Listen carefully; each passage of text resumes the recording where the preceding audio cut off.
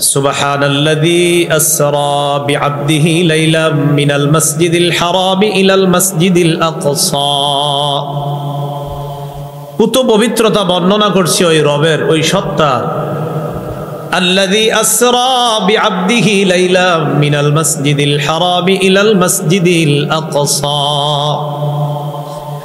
যিনি তার বান্দাকে রাতের বেলা ভ্রমণ করিয়েছেন মসজিদে হারাম থেকে মসজিদে আকসা পর্যন্ত। আল্লাযী বারাকনা হাওলা, যেই মসজিদে আকসার চারপাশটাকে আমি বরকতময় বানিয়েছি। কেন?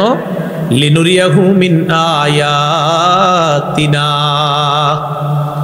যেন আমি আমার নবীরে আমার নিদর্শন দেখাইতে পারি। এই নিদর্শন দেখানোর জন্য মসজিদে হারাম থেকে বাইতুল মুকাদ্দাস পর্যন্ত আল্লাহ রাত্রিকালীন তার নবীকে ভ্রমণ করিয়ে কুদরতিভাবে দ্রুত পৌঁছার ব্যবস্থা করছে। এগুলো ইসরা আর মেরাজের আবিধানিক অর্থ, পারিভাষিক অর্থ আমরা জানলাম। দ্বিতীয় আলোচনা আমাদের, মেরাজের আগে রাসূল সাল্লাল্লাহু আলাইহি সাল্লামের অবস্থা কি ছিল? সহিহ বুখারীর 3231 নম্বর হাদিস থেকে জানবো আমরা। এই হাদিসের বর্ণনাকারী আম্মা জান আয়েশা সিদ্দিকা রাদিয়াল্লাহু তাআলা আনহা। আম্মা জান আয়েশা সিদ্দিকা রাদিয়াল্লাহু তাআলা আনহা রাসূলুল্লাহ সাল্লাল্লাহু আলাইহি সাল্লামকে বললেন, হাল আতা আলাইকা ইয়াউমুন কানা আশাদ্দা মিন ইয়াউমি উহুদ। হুজুর, আপনার জীবনে কি উহুদের ময়দানে যে কষ্টের সম্মুখীন আপনি হয়েছেন এর চেয়ে কঠিন কোনো দিন কি আপনার জীবনে আসছে? আম্মা জান আয়েশা নবীজিরে বললেন, উহুদের ময়দানে আপনার দাঁত পর্যন্ত শহীদ করে দেওয়া হয়, তো এই উহুদের ময়দানে যে কষ্ট পাইছেন আপনি, এর চেয়ে কঠিন কোনো দিন কি আপনার জীবনে আসছে? فقال رسول الله صلى الله عليه وسلم لقد لقيت ما لقيت من قومي। নবীজি বলেন, আয়েশা, তোমার সম্প্রদায় থেকে যে কষ্ট পাওয়ার আমি পেয়েছিলাম। নবীজি বলেন, ওয়াকানা আশাদ্দু মা লাকিতু মিনহুম ইয়াউমাল আকাবা। উহুদের ময়দানের চেয়ে ভয়ঙ্কর দিন আমার জন্য ছিল আরাফার ময়দান, তায়েফের ময়দান। কিসের ময়দান? তায়েফ, আরাফা না। নবীজি বলেন, আয়েশা, তায়েফের ময়দানে যখন আমি দাওয়াত দেওয়ার জন্য গেলাম, ইযা আরাদতু নাফসি আলা ইবনে আব্দি ইয়ালিল ইবনে কুলাল, এটা এক লোকের নাম। ইবনে আব্দে ইয়ালিল ইবনে কুলাল, এটা একজনের নাম। আমি নিজেকে তার সামনে পেশ করলাম। ফালাম ইউজিবনি ইলা মা আরাদতু, আমি চেয়েছিলাম সে যেন মুসলমান হয়ে যায়, কোনো জবাব দেয় না। উল্টা আমারে রাস্তার মধ্যে ছেড়ে দিয়ে তায়েফের অন্যান্যদেরকে বইলা আমারে পাথর দিয়া মারা শুরু করছে, এমন ভাবে যে পাথর মারতে মারতে আমারে রক্তাক্ত করছে। দাওয়াত তো গ্রহণ করেই নাই। নবীজি বলেন, জানো দাওয়াত গ্রহণ করে নাই দেখা ওয়া আনা ফানতালাকতু আনা মাহমুমুন আলা ওয়াজহি, আমি পেরেশান হয়ে সেখান থেকে ফিরে আসলাম। ফালাম আস্তাফিক ইল্লা ওয়া আনা বিকরনিস সাআলিব, আমি স্বাভাবিক হতে পারছিলাম না। কর্নুস সাআলিব নামে একটা জায়গা আছে, আমি সেখানে আসলাম। ফারাফাতু রাসি, মাথাটা উপরে উঠাইলাম। উঠানোর পর দেখি ফাইদা আনা বিসাহাবা। রাসূলুল্লাহ সাল্লাল্লাহু আলাইহি সাল্লাম বলেন, আমি মাথা উঠাইলাম, উঠায়া দেখলাম এক খণ্ড মেঘ, কদ আযাল্লাতনি, ওই মেঘ আমারে ছায়া দিতেছে। ফানাযারতু ফাইদা ফিহা জিবরিল, মেঘের মধ্যে ভালো করে তাকায়া দেখলাম জিবরিল আমিন রে দেখা যায়। আরে জিবরিল রে দেখা যায়।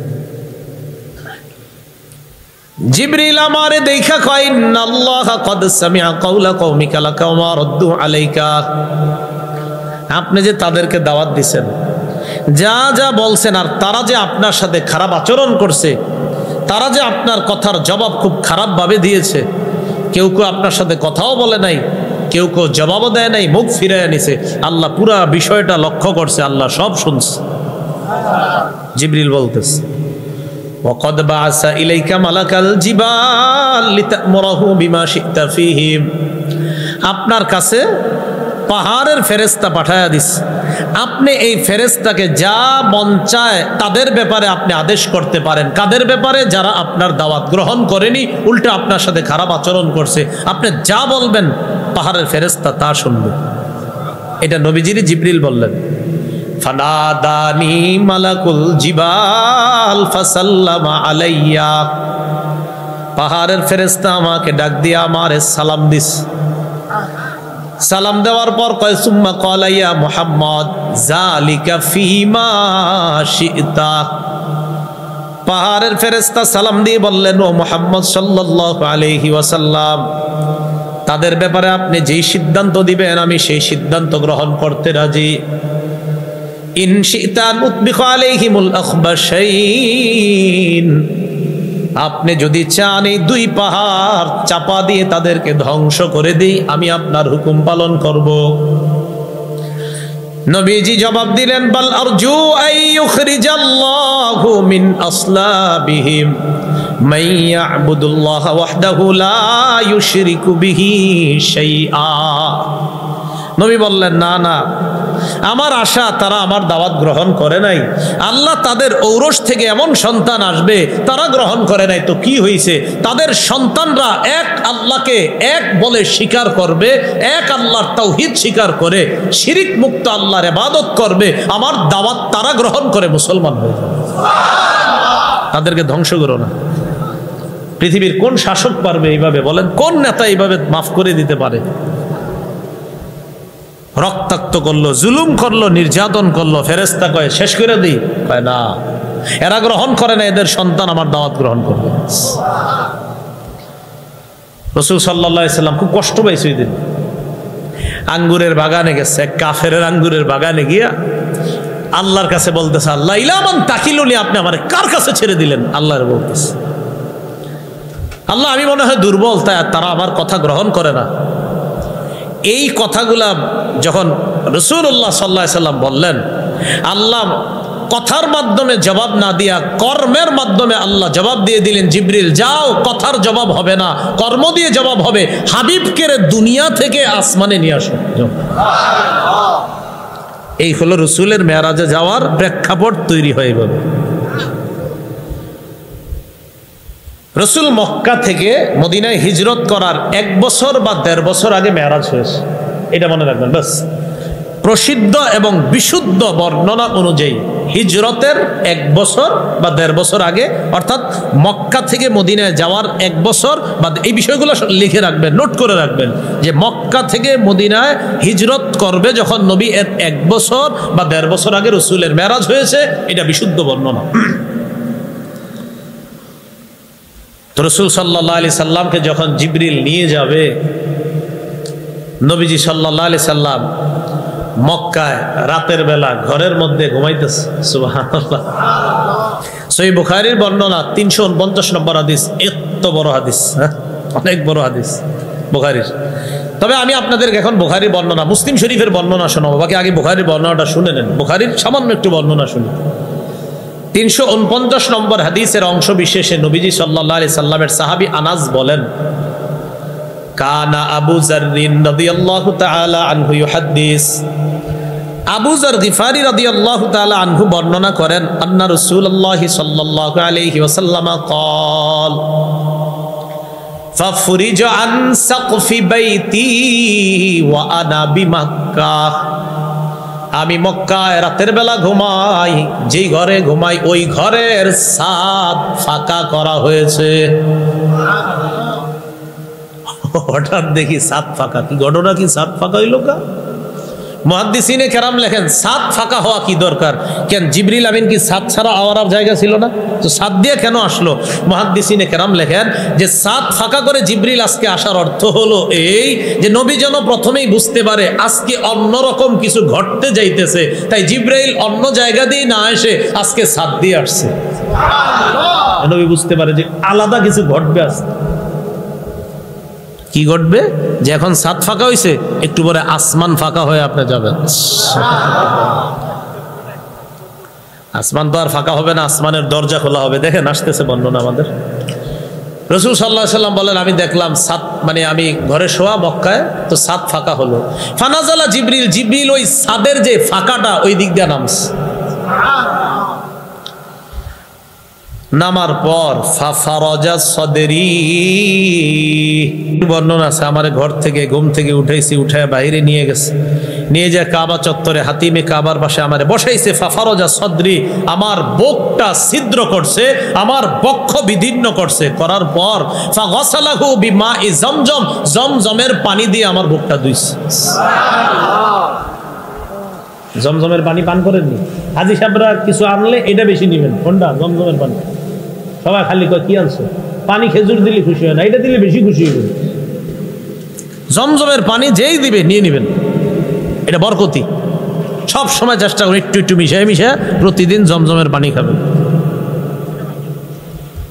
তো রাসূলুল্লাহ সাল্লাল্লাহু আলাইহি সাল্লাম তিনি বলেন বুক ছিদ্র করার পর জমজমের পানি দিয়ে পুরাটা ওয়াশ করছে, করার পর সুম্মা জাআ বি তাসতিম মিন যাহাবিন মুমতালিইন হিকমাতা ওয়া ঈমানা, এরপর স্বর্ণের একটা পাত্র আনা হলো, স্বর্ণের পাত্রের মধ্যে ঈমান আর হিকমতে ভরা।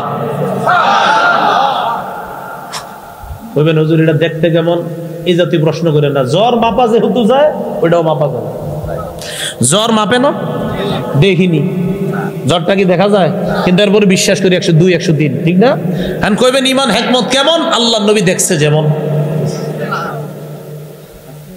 ঈমান আর হিকমতে পরিপূর্ণ স্বর্ণের একটা পাত্র আনছে, আনার পর নবীজি বলেন ওই যে জমজমের পানি দ্বারা ধৌত করার পর ফাআফরাগাহু ফি সদরি, ঈমান আর হিকমতটা আমার ওই বুকের মধ্যে রেখে দিছে। সুবহানাল্লাহ। সুম্মা আতবাকা, এরপর বুকটা আবার লাগায় দিছে। ডাক্তাররা ওপেন হার্ট সার্জারির গবেষণা কোত্থেকে পেয়েছে? এখান থেকে। সুবহানাল্লাহ। এবার আমরা মেরাজের পুরা ঘটনাটা শুনবো মুসলিম শরীফের 300 নম্বর হাদিস থেকে। মুসলিম শরীফের 300 নম্বর, এই 300 নম্বরটা আপনাদের পকেটের মোবাইলের সিরিয়াল অনুযায়ী, আর আমগো মাদ্রাসার পাঠ্যপুস্তক অনুসারে 162 নম্বর হাদিস মুসলিম শরীফের। বড় টেনশন, আপনি কোটার নাম্বারও কম লাগে না, মিলায় আবার। এই মুসলিম শরীফের 300 নম্বর হাদিস আর আমাদের মাদ্রাসার পাঠ্যপুস্তক অনুসারে 162। তবে মনে রাখবেন পুরো হাদিসটার মাঝে মাঝে আমরা অন্য জায়গা থেকেও কিছু হাদিস শুনবো, বাকি 300 নম্বর হাদিসটা হলো আমাদের মূল লম্বা হাদিস। রাসূলুল্লাহ সাল্লাল্লাহু আলাইহি সাল্লাম বলেন, তাহলে মনে রাখবেন সাত ফাঁকা হলো, জিবরিল আমিন আসলেন, বুক বিদীর্ণ করলেন, জমজম কূপের পানি দ্বারা ধৌত করলেন, ঈমান আর হিকমত ভিতরে রাখলেন, বুকটা এবার আবার আগের মতো করলেন। এই হলো নবীজির অবস্থা। এবার নবীজি সাল্লাল্লাহু আলাইহি সাল্লাম বলেন বুরাক, আমার কাছে একটা বোরাক নামে প্রাণী নিয়ে আসা হলো। কি নাম? ওয়া হুয়া দাব্বাতুন আবিয়াদ। বোরাকটার দিকে তাকায় দেখি এটা সাদা একটা প্রাণী, তাওয়ীলুন, লম্বা, ফাওকাল হিমার ওয়া দুনাল বাল, গাধার চেয়ে একটু বড়, খচ্চরের চেয়ে একটু ছোট, এমন টাইপের একটা প্রাণী, সাদা লম্বা, যেটা গাধার চেয়ে বড়, খচ্চরের চেয়ে ছোট, এমন একটা প্রাণী যাকে বোরাক বলা হয়, এটা আমার সামনে আনা হলো। আলেম ছাড়া অন্যরা বলেন প্রাণীটা কার চেয়ে বড়? গাধা। কার চেয়ে ছোট? দেখতে সাদা। বোরাক কোত্থেকে আসছে? বোরাক এটা বারকুন থেকে আসছে। বারকুন মানে হলো বিদ্যুৎ। বিদ্যুতের গতি যেমন কঠিন গতিতে বিদ্যুৎ চলে, সেখান থেকে বোরাক আসছে। বোরাক বিদ্যুতের চেয়ে আরো দ্রুত গতিতে চলে, এর নাম বোরাক। তো রাসূলুল্লাহ সাল্লাল্লাহু আলাইহি সাল্লাম বলেন এটা কেমন জানো? ইয়াদউ হাফিরাহু ইনদা মুনতাহা তারফিহি, এটার দৃষ্টির সীমানা যেখানে গিয়ে পড়বে এক লাফে সেখানে যাবে। সুবহানাল্লাহ। এই ব্যাপারে তিরমিজি শরীফের একটা হাদিস শুনি, মুসলিম শরীফের হাদিস কিন্তু শেষ হয়নি, আমরা আবার আসতেছি 300 নম্বর হাদিসের একটু অংশ জানলাম, আবার আসতেছি। তিরমিজি শরীফের 3131 মানে 3131 নম্বর হাদিসের বর্ণনা, আনাস রাদিয়াল্লাহু তাআলা আনহুর বর্ণনা, তিনি বলেন আন্না রাসূলুল্লাহ সাল্লাল্লাহু আলাইহি ওয়াসাল্লাম উতিয়া বিল বুরাক, রাসূলুল্লাহ সাল্লাল্লাহু আলাইহি সাল্লামের কাছে বোরাক আনা হলো।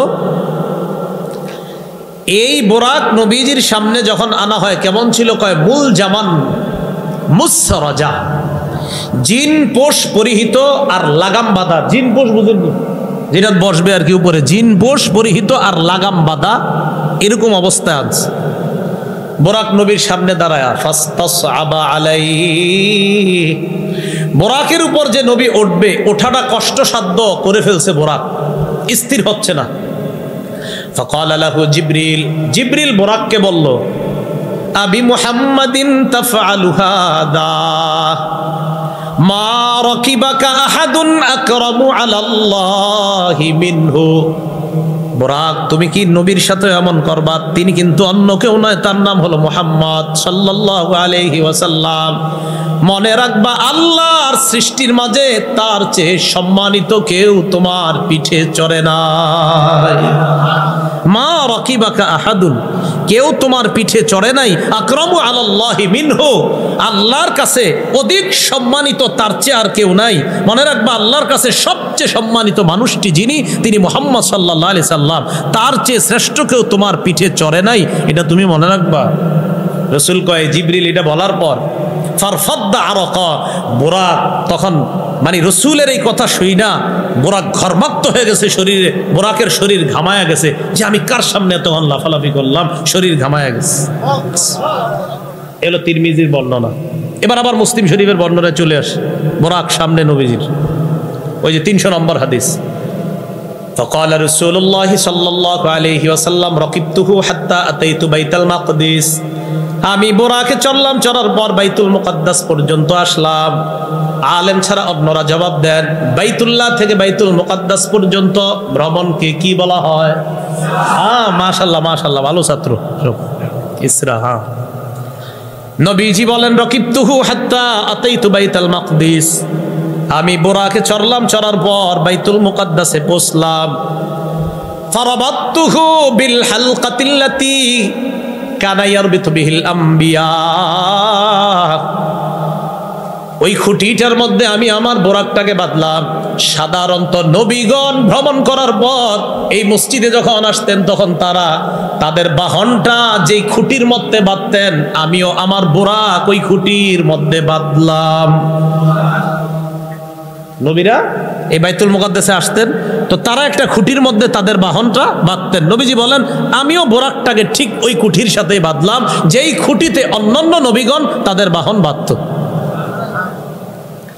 তো বাঁধার পর ফাদাখালতুল মাসজিদা, মসজিদে প্রবেশ করলাম। ফাসাল্লাইতু ফীহি রাকাতাইন, 2 রাকাত সালাত আদায় করলাম। অন্য বর্ণনায় সমস্ত নবীদেরকে সেখানে উপস্থিত করা হয়েছে, আর আমার নবীর পিছনে সবাই 2 রাকাত সালাতুন নফল, নফল সালাত আদায় করছে। সুবহানাল্লাহ। রাসূলুল্লাহ সাল্লাল্লাহু আলাইহি সাল্লাম বলে, নামাজ আদায় করার পর সুম্মা খরজতু, আমি বাইতুল মুকাদ্দাস থেকে বের হলাম। বের হওয়ার পর ফাজাআনি জিবরিল আলাইহিস সালাতু ওয়াস সালাম বিইনাইম মিন খামরিন ওয়া ইনাইম মিন লাবান, আমি মসজিদ থেকে বের হলাম। বের হওয়ার পর দেখি জিবরিল আমার সামনে 2টা পাত্র আনছে। কয়টা? একটার মধ্যে মদ, আরেকটার মধ্যে দুধ। একটা মদ আরেকটা দুধ। ফাখাসতুল লাবানা, আমি দুধের পাত্র নিলাম, নেওয়ার পর পান করলাম। জিবরিল আমিন আমাকে বললেন, ইখতারতাল ফিতরাতা, আপনি সঠিকটা গ্রহণ করেছেন। সুবহানাল্লাহ। এই বর্ণনায় জানলাম নবীজি সাল্লাল্লাহু আলাইহি সাল্লাম দুধ আর মদের মধ্যে কোনটা গ্রহণ করছেন? দুধ। বুখারীর বর্ণনা আসছে 349 নম্বর হাদিসে,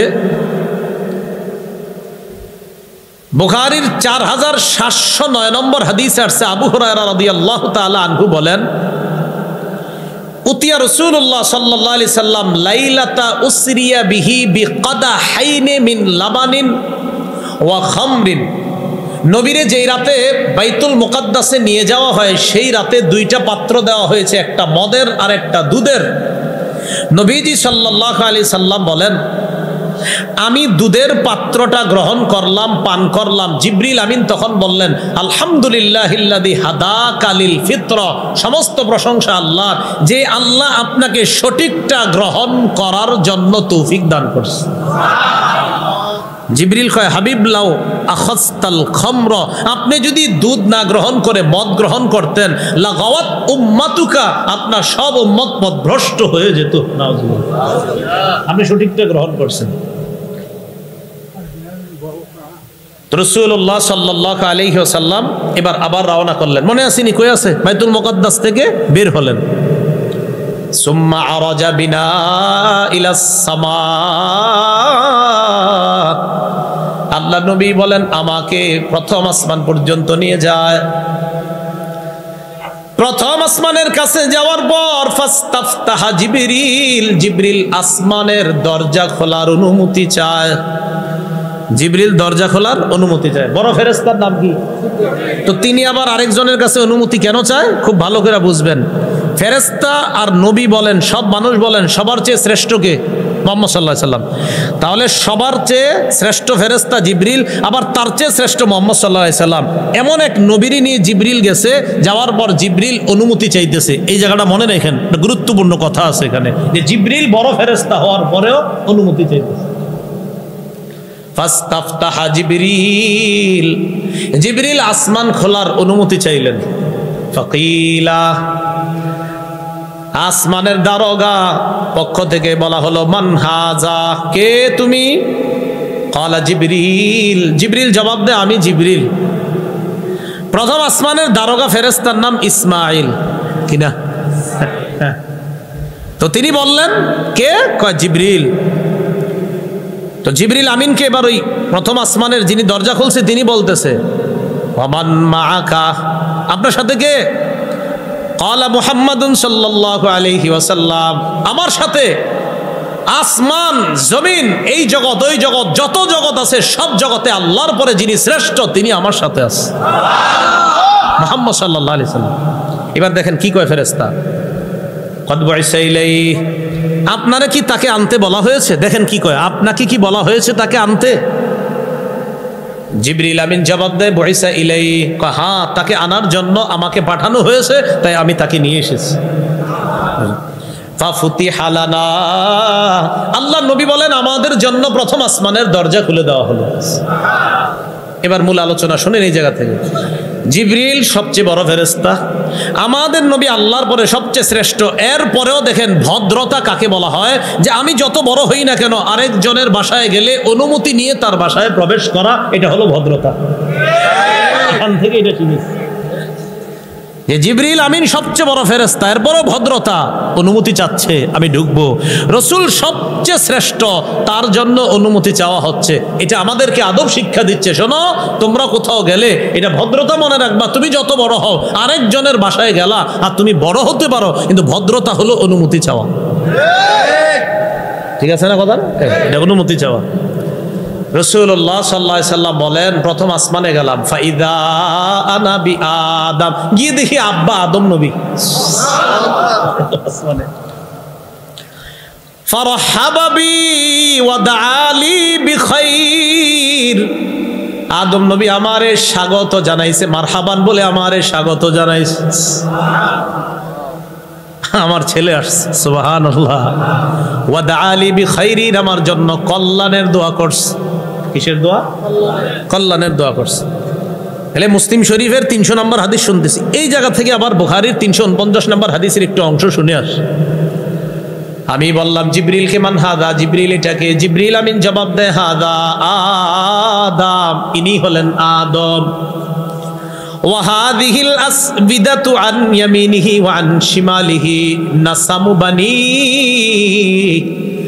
আদম নবীর ডানে এবং বামে যাদেরকে আপনি দেখছেন এরা হলো আদম নবীর সন্তান। একবার ডানে তাকায় একবার বামে তাকায় আদম নবী, তো দেখে ডানে অনেক মানুষ দেখা যায়, বামে অনেক মানুষ দেখা যায়।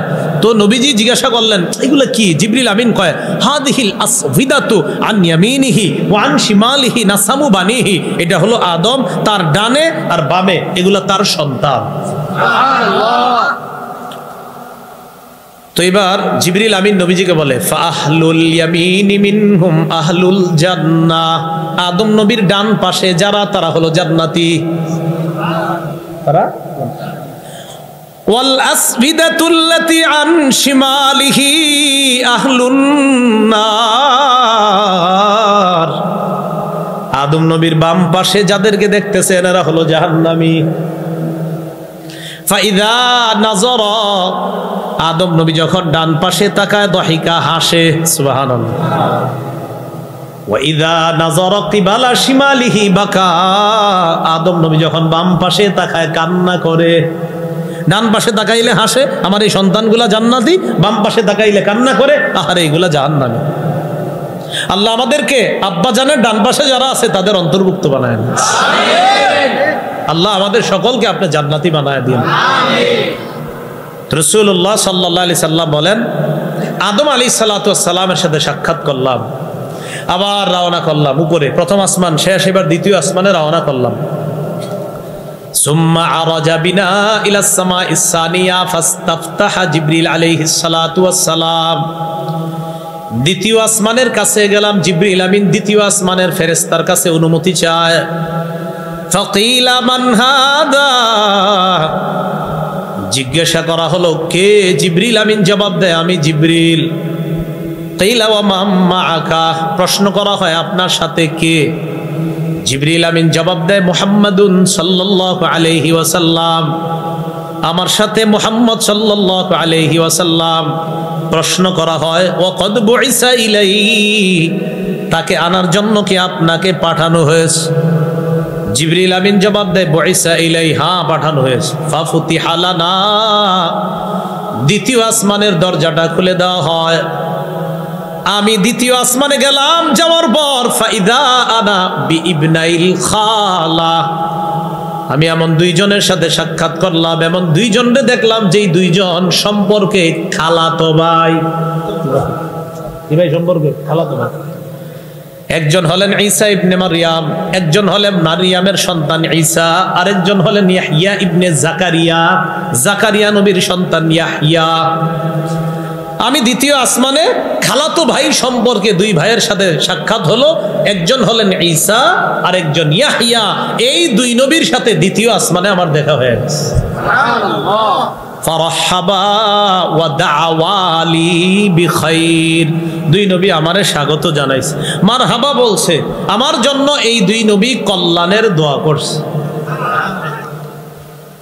নবীজি বলেন সুম্মা আরাজা বিনা ইলাস সামাইস সালিসা, তিন নাম্বার আসমানে গেলাম। ফাস্তাফতাহা জিবরিল, তিন নাম্বার আসমানে ঢোকার অনুমতি চাইলেন।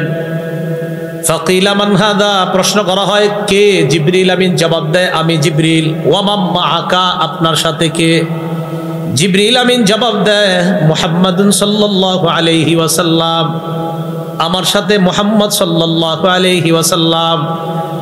একই প্রশ্ন করা হয় কদ বুইসা ইলাইহি, তাকে আনার জন্য কি আপনাকে পাঠানো হয়েছে?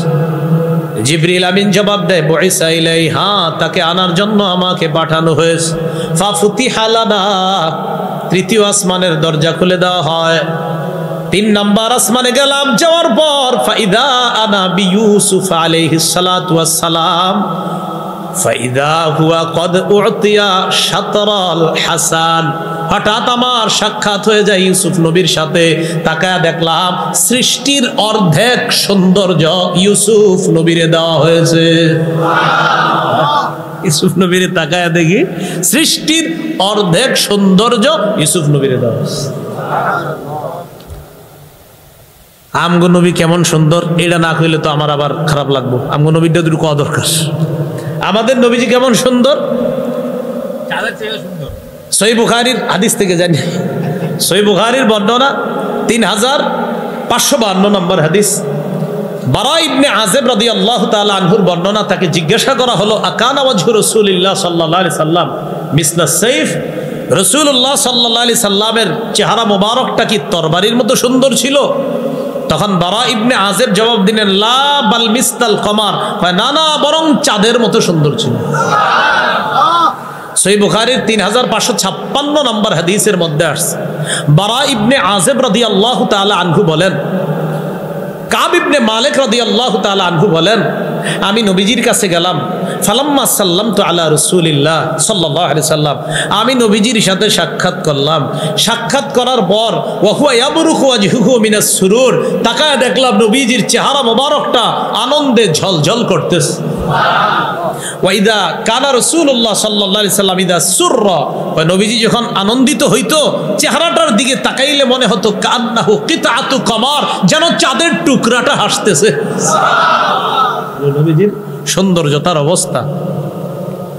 আনাস ইবনে মালিক কি বলেন? সহিহ বুখারীর 3547 নম্বর হাদিসে আনাস রাদিয়াল্লাহু তাআলা আনহু বলেন, কানা রাবাতাম মিনাল কওম, তিনি মানুষের মাঝে মাঝারি গড়নের ছিলেন। লাইসা বিত তাবিল, বেশি লম্বা ছিলেন না, ওয়ালা বিল কসির, বেশি খাটো ছিলেন না। কয় কেমন? কয় সুদর্শন। একজন মানুষ পৃথিবীতে সবচেয়ে সুন্দর হইলে যেমন আল্লাহ তারে বানাইছে তেমন। কালারটা কেমন? আজহারুল লাউন লাইসা বিআবিয়াদা আমহাকা ওয়ালা বিআদামা, ধবধবে সাদাও না, আবার তামাট বর্ণের না, মাটির কালার না। কাছে তাহলে কেমন? মাটির কালারও না, ধবধবে সাদাও না, কয় লাল লাল ভাব গোলাপি রঙের। লাল লাল ভাব গোলাপি রঙের। লাইসা বিজাদিন কাতিতিন, চুলগুলা একেবারে কোকড়ানো না, ওয়ালা সাবতিন রজিলিন, আবার একবারে লম্বা সরু, একদম সোজা লম্বা না। তাহলে কেমন? দেখলেই মনে হতো চুলগুলা যেন বাতাসে ঢেউ খেলতেছে। ইদানিং মানুষ ফ্যাশন খুঁজে, আরে আমগো নবীর সৌন্দর্য খুঁজেন মিয়া, খুঁজলে দেখবেন এমন সৌন্দর্য আপনি দুনিয়াতে খুঁজেই পাবেন না। ওই অমুকরে তমুকরে খুঁজা প্যান্ট পরে ছিঁড়া, এই করে কি করে না করে, কি আমগো নবীর চেয়ে সুন্দর হবে? জিন্দিগিতেও না। আর মা বোন যারা বয়ান শুনতেছেন, আপনারা আম্মা জান আয়েশা সিদ্দিকার সৌন্দর্যতা পড়বেন, তাহলে দুনিয়ার অন্য নারীদেরকে আর আপনারা আইডল মানতে হবে না। তো রাসূলুল্লাহ সাল্লাল্লাহু আলাইহি সাল্লাম এমন ছিলেন, চুলগুলা কোকড়ানো না, লম্বাও না। এরপরে বলতেছে নবীজি যখন ইন্তেকাল করলেন, লাইসা ফি রাসিহি ওয়ালা লিহিয়াতিহি, চুল আর দাড়ির মধ্যে 20 শাআরাতান বাইদা, সাদা 20টা চুলও খুঁজে পাওয়া যায় ভাই।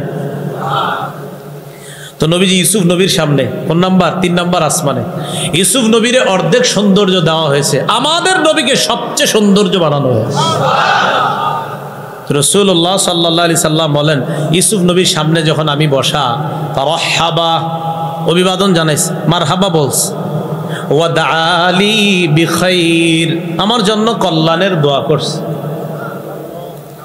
সুম্মা আরাজা বি ইলাস সামাইর রাবিআ, 4 নাম্বার আসমানে আমাকে নিয়ে যায়। ফাস্তাফতাহা জিবরিল, জিবরিল আমিন অনুমতি চায়। আবার একই প্রশ্ন, কে? আমি জিবরিল। আপনার সাথে কে? মুহাম্মদ সাল্লাল্লাহু আলাইহি সাল্লাম। ওনাকে আনতে আপনাকে পাঠানো হয়েছে?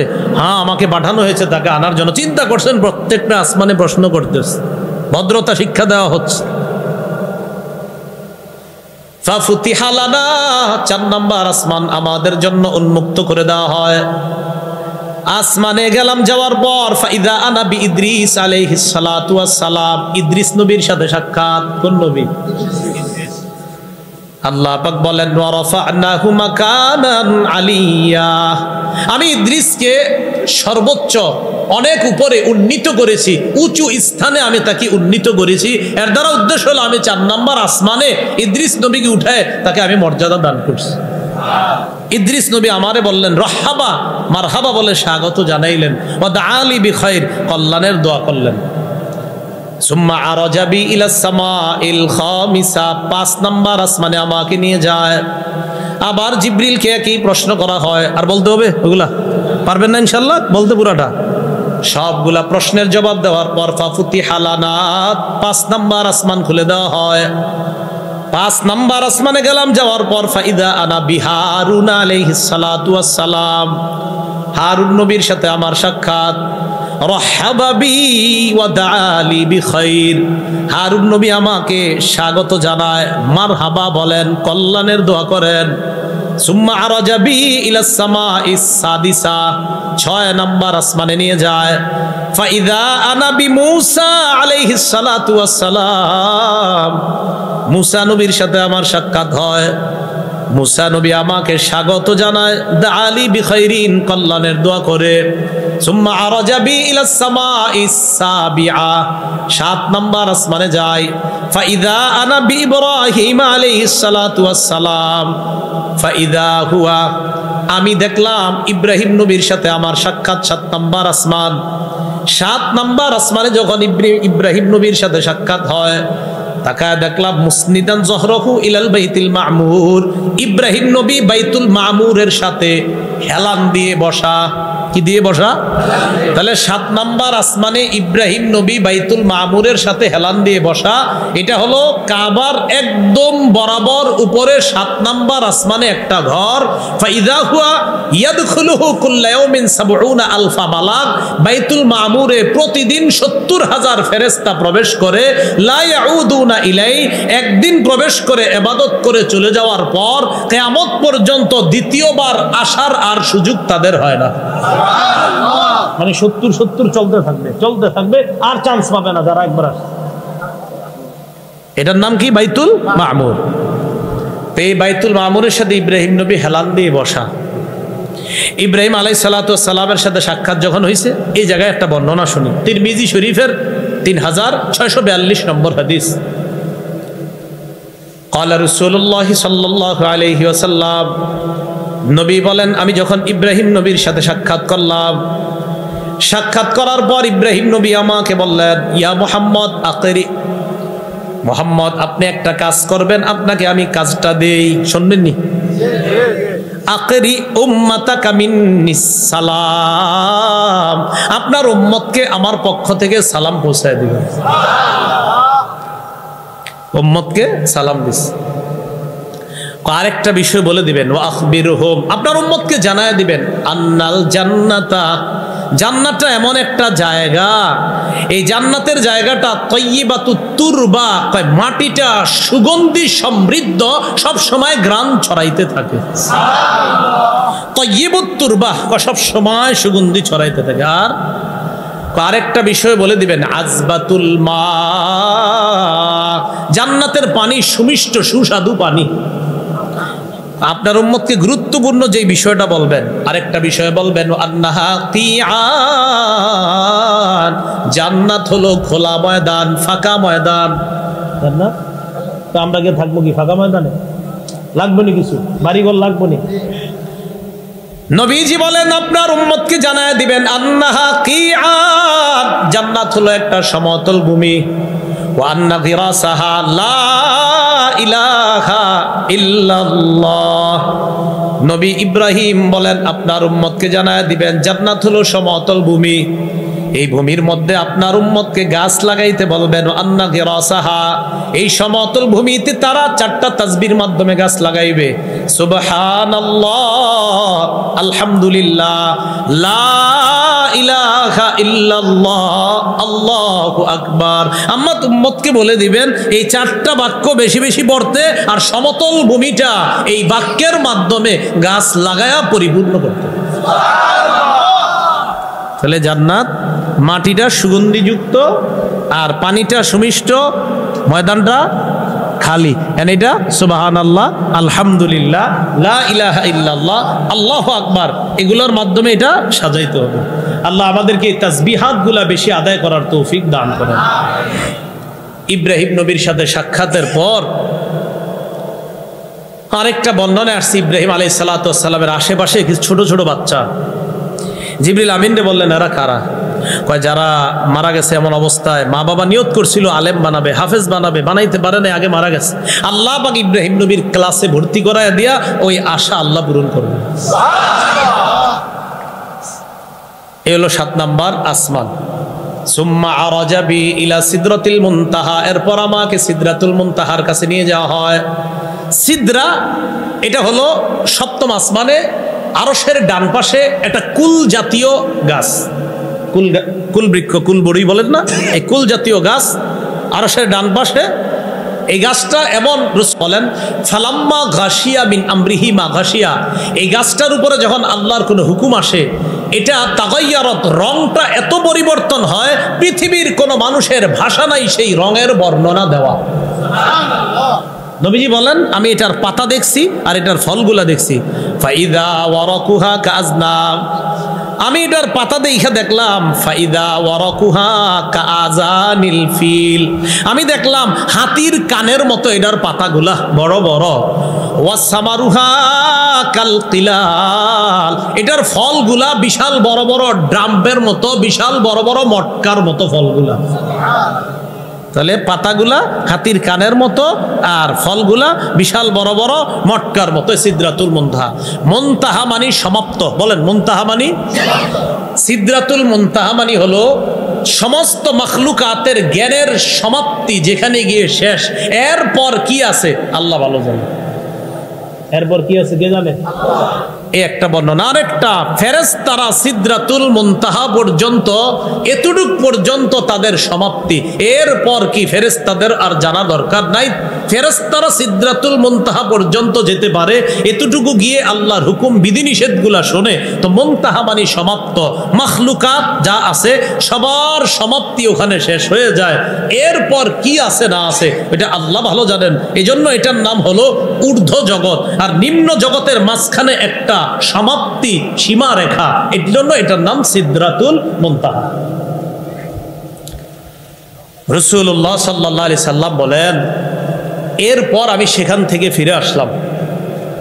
সেখানে যাওয়ার পর কি ঘটনা ঘটছে না ঘটছে সাহাবায়ে কেরামের মাঝেও মতভেদ, বাস এতটুকু। সিদরাতুল মুনতাহা গেলাম, সেখানে রবের সাথে সাক্ষাৎ, এই বিষয়ে বর্ণনা। সেখান থেকে যখন ফিরে আসলাম, আসার সময় ফারাজাতু ইলা মুসা, মুসা আলাইহিস সালামের কাছে আসলাম। মুসা নবী আমাকে বলে ঘটনা কি, কি দিছে আপনারে, কিছু দিছেনি? তো রাসূলুল্লাহ সাল্লাল্লাহু আলাইহি সাল্লাম বলেন সিদরাতুল মুনতাহা যখন গেছি, আওহা ইলাইয়া মা আওহা, আল্লাহ আমার প্রতি ওহী যা নাজিল করার তা নাজিল করলেন। আল্লাহ পাক রব্বুল আলামিন ফারাদা আলাইয়া 50 সালাতান ফি কুল্লি ইয়াউমিন ওয়া লাইলা, রাতে দিনে 50 ওয়াক্ত নামাজ ফরজ করছে। মুসা আলাইহিস সালামের সাথে সাক্ষাৎ। মুসা আলাইহিস সালাতু ওয়াস সালাম কয় মা ফারাদা রাব্বুকা আলা উম্মাতিকা, আপনার রব আপনার উম্মতের জন্য ফরজ করছে কি আমার একটু কোন। নবীজি বললেন 50 সালাতান, 50 ওয়াক্ত নামাজ। মুসা নবী বলেন ইরজি ইলা রাব্বিকা ফাসআলহু তাখফিফা, রবের কাছে যান, যাওয়ার পর এই বিধানটা একটু হালকা করে দিতে বলেন। ফাইন্নী বালাউতু কওমি, আমি আমার উম্মতরে পরীক্ষা করছি। বালাউতু বানি ইসরাঈলা, বনি ইসরাঈলরে আমি পরীক্ষা করছি। ওয়া খাবারতুহুম, তাদেরকে পরীক্ষা কইরা আমার অভিজ্ঞতা আছে, এজন্য অভিজ্ঞতার আলোকে বললাম ফাইন্না উম্মাতাকা লা ইউতিকুনা যালিকা, আপনার উম্মত 50 ওয়াক্ত নামাজ পড়বে না। কত তো সত্যি কথা কইছে।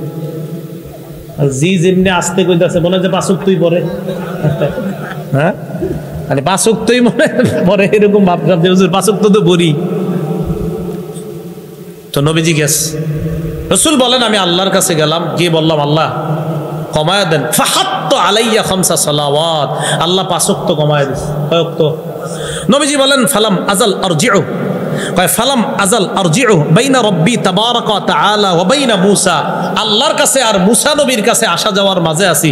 আসি কয় আরবার যান, আবার যাই, আবার 5 ওয়াক্ত কমায়, এই আসা যাওয়ার মাঝখানেই চলতেছে। শেষমেশ আল্লাহ 45 ওয়াক্ত কমায়া বলছে ইন্নাহুন্না 5 সালাওয়াত, 5 ওয়াক্ত আছে।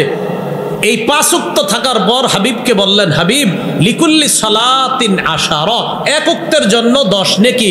ফাহিয়া 50 সালাতান, 5 ওয়াক্ত তো 10 নেকি হলে 5 10 50, আগে 50 ওয়াক্ত পড়লে দিতাম 50 নেকি, এখন 5 ওয়াক্ত পড়লেই 50 ওয়াক্তের নেকি। তো মুসা আলাইহিস সালামের কাছে 5 ওয়াক্ত নিয়ে যখন আসছে, কয় কত? কয় 5 ওয়াক্ত। আপনি আবার যান, কমায় আনেন। তো নবীজি বলে ফাস্তাহইয়াইতু মির রাব্বি, আমার লজ্জা লাগতেছে আর যাইতে। এটা নবীজি বলছে আমার লজ্জা লাগতেছে। তো এটা নিয়ে 5 ওয়াক্ত নিয়ে রাসূল সাল্লাল্লাহু আলাইহি সাল্লাম চলে আসলেন। এইগুলো তৃতীয় আলোচনা। চতুর্থ আলোচনা, মেরাজ থেকে আসার পর পরের দিন রাসূল সাল্লাল্লাহু আলাইহি সাল্লাম কাবা চত্বরে বসা একা একা। তাফসীর ইবনে কাসীরের মধ্যে আসছে রাসূল সাল্লাল্লাহু আলাইহি সাল্লাম কাবা চত্বরে বসা, ওহুয়া জালিসুন ওয়াজিমুন, ওয়াজিমুন মানে একা একা চুপচাপ বসা। আবু জাহেল আসছে, আয়েশা কয় হালমিন খবরিন, কি ব্যাপার মুহাম্মদ, কোনো সংবাদ সংবাদ আসেনি? নবীজি কয় গুরুত্বপূর্ণ সংবাদ আছে। কয় কি কি সংবাদ? কয় কাকা গত রাতে তো এরকম আমারে এখান থেকে বাইতুল মুকাদ্দাস, সেখান থেকে রাতের মধ্যে সামান্য অংশে আল্লাহ পুরা 7 আসমান সিদরাতুল মুনতাহা সব ঘুরাইয়া জান্নাত জাহান্নাম আমারে দেখায় নিয়ে আসছে। আবু জাহেল কয় পাইয়া গেছি। আমারে যেটা বলছো তুমি কি সবাইরে বলতে পারবা? কি কইতাছে দেখেন, আতুখবিরুহুম বিমা আখবারতানি বিহি, আমারে যেটা বলছো সবাইরে ডাইকা আনলে বলতে পারবা? রাসূল সাল্লাল্লাহু আলাইহি সাল্লাম বললেন নাম, হ্যাঁ বলতে পারবো, সমস্যা নেই। আবু জাহেল ডাকলো হাইয়া মাশারা কুরাইশ, ও কুরাইশরা আসো আসো। ফাজতামাউ মিন আনদিয়াতিহিম, নেতা যা আছে সবাই আসছে। আসার পর নবীজিকে আবু জাহেল বলল আখবির কওমাকা বিমা আখবারতানি বিহি, আমারে একা একা সকালে যা বলছো এবার সম্প্রদায়কে সব বলো।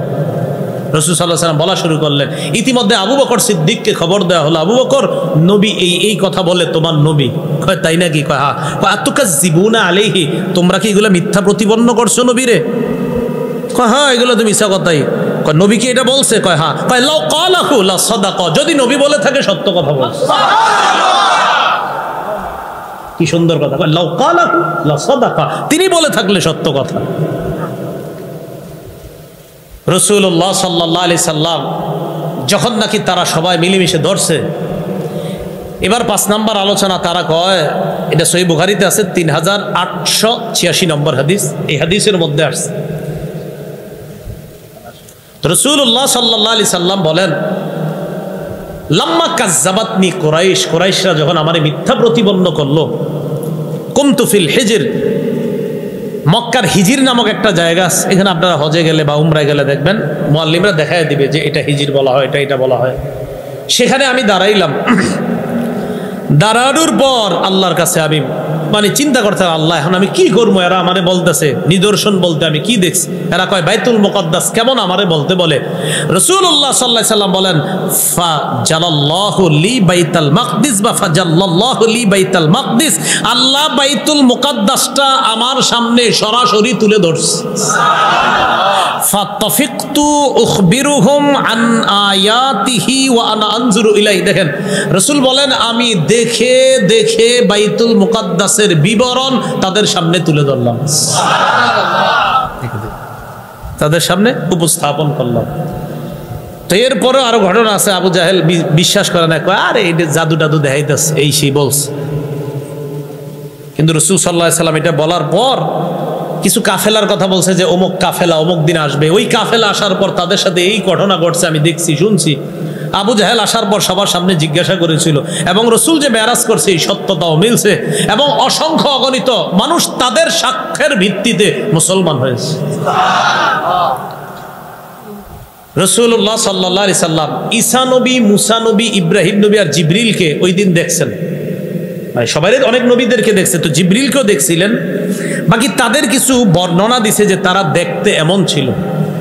তিরমিজি শরীফের 3649 নম্বর হাদিস, এই হাদিসের মধ্যে আসছে রাসূলুল্লাহ সাল্লাল্লাহু আলাইহি সাল্লাম বলেন মেরাজের রাতে আমি যখন ভ্রমণে গেলাম,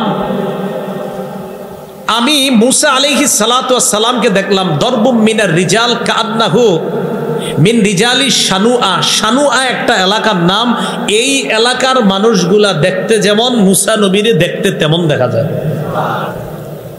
ওয়ারাআইতু ঈসা ইবনে মারইয়াম, আমি ঈসা নবীরে দেখলাম। ফাইদা হুয়া আকরাবুন নাসু বিহি শাবাহা, ঈসা নবীরে দেখে আমার মনে হলো ফাইদা হুয়া আকরাবুন নাসি বিহি শাবাহা, ঈসা নবীরে দেখতে মনে হলো উরওয়া ইবনে মাসউদ আস-সাকাফি, আমার সাহাবী উরওয়া ইবনে মাসউদ দেখতে যেমন ঈসা নবীরে আমার কাছে অনেকটা তেমন মনে হয়েছে। সাহাবী নবীর সাহাবীর মতো। ঈসা নবী কত আগে চলে গেছে। ওয়ারাআইতু ইব্রাহিম আলাইহিস সালাতু ওয়াস সালাম, ইব্রাহিম নবীরে দেখলাম। ফাইদা হুয়া আকরাবু বিহি শাবাহান বিহি সাহিবুকুম ইয়ানি নাফসা। ইব্রাহিম নবীরে দেখা মনে হলো তোমাদের এই সাথীর মতো, অর্থাৎ ইব্রাহিম নবীরে দেখতে অনেকটা আমি নবী মুহাম্মদের মতো। ইব্রাহিম নবীরে দেখলাম, ফাইদা হুয়া আকরাবু বিহি শাবাহান বিহি সাহিবুকুম, ইব্রাহিম নবীরে তোমাদের এই সাথী অর্থাৎ মুহাম্মদ সাল্লাল্লাহু আলাইহি সাল্লাম দেখতে যেমন ইব্রাহিম নবীরে ঠিক অনেকটা এমন মনে হয়েছে। ওয়ারাইতু জিবরিল আলাইহিস সালাতু ওয়াস সালাম, জিবরিলকে দেখলাম, ফাইদা হুয়া আকরাবু বিহি শাবাহান, জিবরিল আমিন দেখে আমার কাছে মনে হলো জিবরিল আমিন দেখতে ফাইদা হুয়া আকরাবু বিহি শাবাহান বিহি দিহিয়া ইবনে খলিফা আল কালবি, আমার সাহাবী দিহিয়া। এই দিহিয়া যারা আপনারা দাহিয়া হিসাবে চিনেন, তার আরবি নামটা হলো দিহিয়া। এই দিহিয়া দেখতে যেমন জিবরিল আমিন যখন মানুষের রূপ ধরে তারে দেখতে ঠিক তেমন। এই হলো রাসূল সাল্লাল্লাহু আলাইহি সাল্লামের মেরাজের রাতের মোটামুটি আপনার বিশুদ্ধ বর্ণনা অনুযায়ী একটা আলাপন জানলাম যাওয়া থেকে আসা পর্যন্ত। এখন আপনাদের কাছে আমার জানা, বলেন তো ইসরা কাকে বলা হয়, মেরাজ কাকে বলা হয়? আল্লাহ নবী পুরস্কার নিয়ে আসছে কি? প্রথমে কয়েকত ছিল, শেষে কয়েকত? এই 5 ওয়াক্ত সবাই পড়েননি? এই সূরার প্রথম আয়াতে কারিমা আপনাদের সামনে তেলাওয়াত করলাম।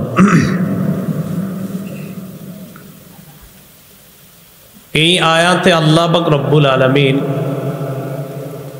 রাসূলুল্লাহ সাল্লাল্লাহু আলাইহি ওয়াসাল্লামের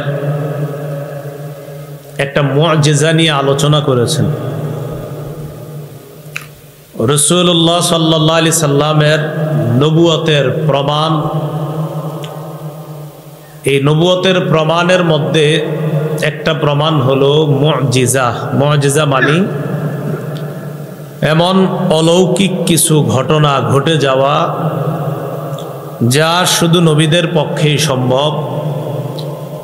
অলৌকিক বিষয়গুলা নবীদের থেকে ঘটলে এটার নাম মুআজিজা। আর যেগুলা নবীদের থেকে না ঘটে, অন্যান্য মানুষদের থেকে ঘটে নবী ছাড়া, সেটার নাম হবে কারামত। কি নাম হবে? কারামত। রাসূলুল্লাহ সাল্লাল্লাহু আলাইহি সাল্লামের জীবনের সবচেয়ে বড় মুআজিজার নাম হলো কোরআন। কি নাম? কোরআন। কোরআন এমন একটা কিতাব যা আল্লাহ নবীকে দান করেছেন, যেই কোরআনের মতো একটা কোরআন অথবা 10টা সূরা অথবা একটি সূরা কেউ বানাতে পারেনি, কিয়ামত পর্যন্ত বানাতে পারবে না। আর এই কোরআনটা নবীকে আল্লাহ দান করেছেন, এটা রাসূলের জীবনের সবচেয়ে বড় মুআজিজা। সূরা বনী ইসরাঈল 88 নম্বর আয়াত, আল্লাহ পাক রব্বুল আলামিন বলেন, قل إن اجتمعت الإنس والجن على أن يأتوا بمثل هذا القرآن لا يأتون بمثله ولو كان بعضهم لبعض ظهيرا। নবী আপনি বলেন, লা ইন ইজতামাআতিল জিন্নু ওয়াল ইনস, সারা পৃথিবীর জিন ইনসান সবাই যদি একত্রিত হয়, আলা আইয়াতু বিমিসলি হাযাল কুরআন, এই কোরআনের মতো বানাইতে, এই কোরআনের মতো একটা কোরআন তৈরি করতে সারা পৃথিবীর জিন ইনসান সবাই যদি একত্রিত হয়, লা ইয়াতুনা বিমিসলিহি ওয়ালাউ কানা বা'দুহুম লিবা'দিন যাহিরা। আল্লাহ বলেন, সারা পৃথিবীর জিন ইনসান সবাই একত্রিত হয়ে যদি কোরআনের মতো বানাইতে চেষ্টা করে, আর এই বানানোর ক্ষেত্রে একজন যদি আরেকজনের সাহায্যকারী হয়, যে আমি তোমাকে সাহায্য করলাম বানাও, সারা পৃথিবীর একজন আরেকজনকে সাহায্য করলেও আল্লাহ বলেন এই কোরআনের মতো সারা পৃথিবীর সবাই মিলেও বানাতে পারবে না। তাহলে একটা কোরআন এটা বানানো অসম্ভব। আল্লাহ কয় ঠিক আছে একটা পারবা না তো 10টা সূরা বানাও। কয়টা সূরা? 10টা সূরা। সূরা হুদ 13 নম্বর 14 নম্বর আয়াতে আল্লাহ বলেন আম ইয়াকুলুনা ইফতারাহ কুল ফাতু বিআশরি সুওয়ারিম মিসলিহি মুফতারায়াতিন ওয়াদউ মান ইসতাতাতুম মিন দুনিল্লাহ وادعوا من استطعتم من دون الله إن كنتم صادقين। নাকি তারা বলে এই কোরআন তিনি রটনা করেছেন। কাফের বেঈমানদের অনেকে বলে মোহাম্মদ নিজের থেকে এটা বানিয়েছে। নাউজুবিল্লাহ।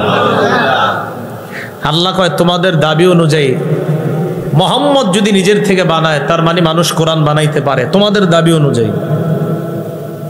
তো নবী আপনি তাদেরকে বলেন তারা যেহেতু আপনার উপরে অপবাদ দেয় কোরআন আপনি বানিয়েছেন কুল ফাতু বিআশরি সুওয়ারিম মিসলিহি মুফতারায়াত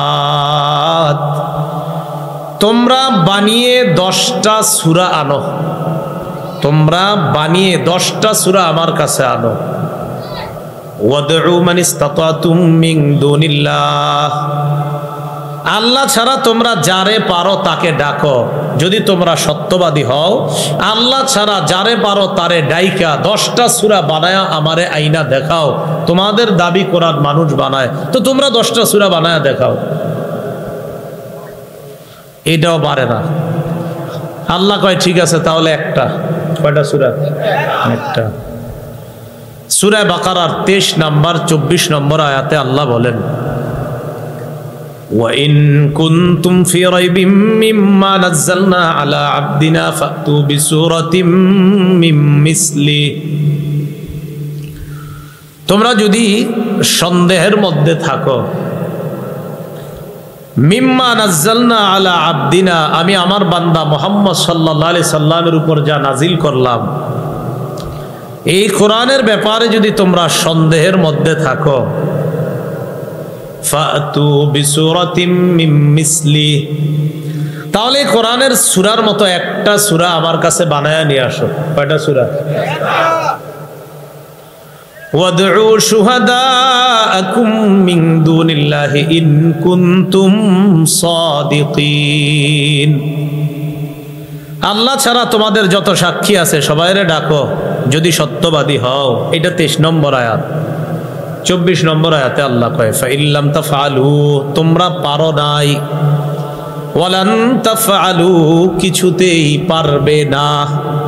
আল্লাহ বলে তোমরা পারো নাই আর কিছুতে পারবেও না। আল্লাহ অগ্রিম জবাব দিয়ে দিছে তোমরা পারো নাই বানাইতে আর কিছুতে পারবাও না। প্রথমে আল্লাহ বলেন পারো নাই আর পারবাও না। তো যেহেতু পারবা না পারো নাই কিয়ামত পর্যন্ত সম্ভাবনা ফাত্তাকুন নারাল্লাতী ওয়াকুদুহান নাস ওয়াল হিজারা ওই আগুনকে ভয় করো যে আগুনের জ্বালানি হবে মানুষ এবং পাথর। যে আগুন আমি আল্লাহ পাথর এবং মানুষ দিয়ে জ্বালাবো ওই আগুনকে ভয় করো।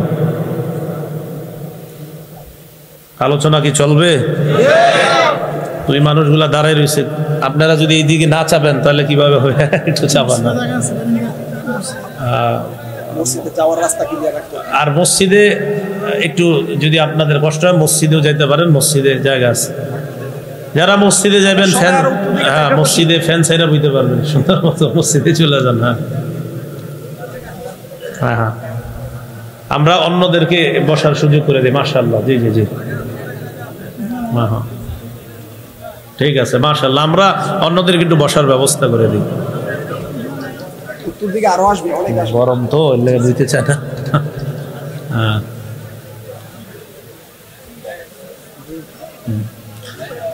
মাহফিলের 2-1 ভলান্টিয়ার ভাই আপনারা একটু সুন্দর করে সবাইকে বসার ব্যবস্থা করে দেন। বিসমিল্লাহ। মসজিদে যাওয়ার মতো রাস্তা মসজিদে সামনে যারা বসা একজন যদি একটু জায়গা করে দেন অন্যদেরকে যাওয়ার জন্য। হ্যাঁ ঠিক আছে,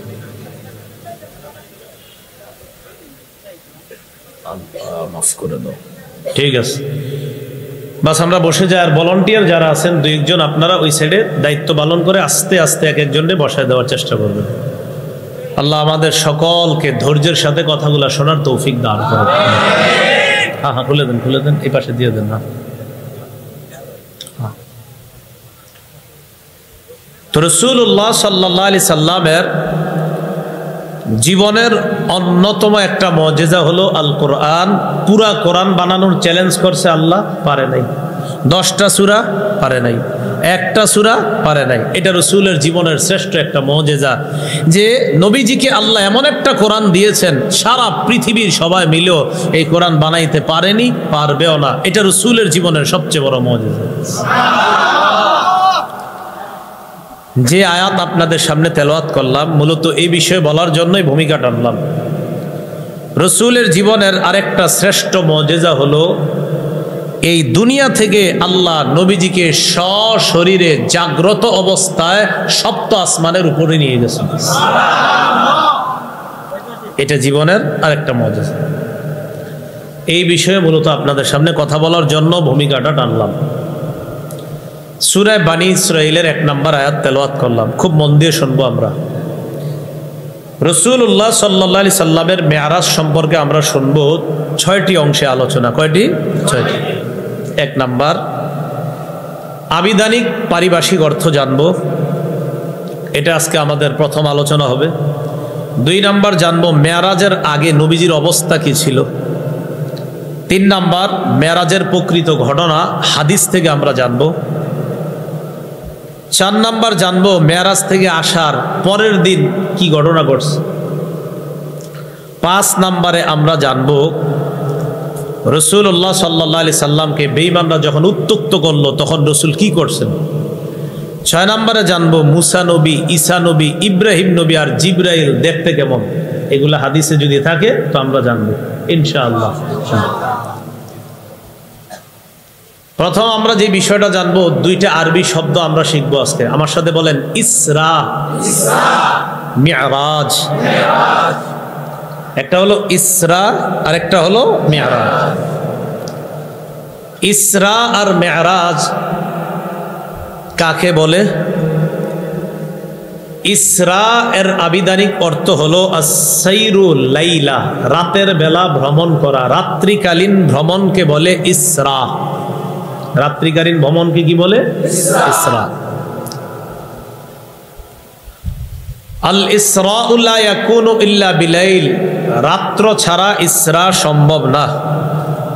চাটা আপনি পান করেন, আমি চা পান করি না। হ্যাঁ, এটা নষ্ট করেন না, আপনি খেয়ে ফেলেন। হ্যাঁ, তো এটা কিন্তু খাবেন, খাবেন, যেও খান, হ্যাঁ, নষ্ট করেন না। হ্যাঁ, ইসরা লা ইয়াকুনু ইল্লা বিল্লাইল, ইসরা রাত ছাড়া সম্ভব না। রাত্রিকালীন ভ্রমণকে বলা হয় ইসরা। পারিভাষিক অর্থ রিহলাতুন আরদিয়াতুন তাম্মাত বিকুদরতিল্লাহ লিরাসূলিল্লাহি সাল্লাল্লাহু আলাইহি ওয়াসাল্লাম মিনাল মসজিদিল হারাম ইলা বাইতুল মাকদিস।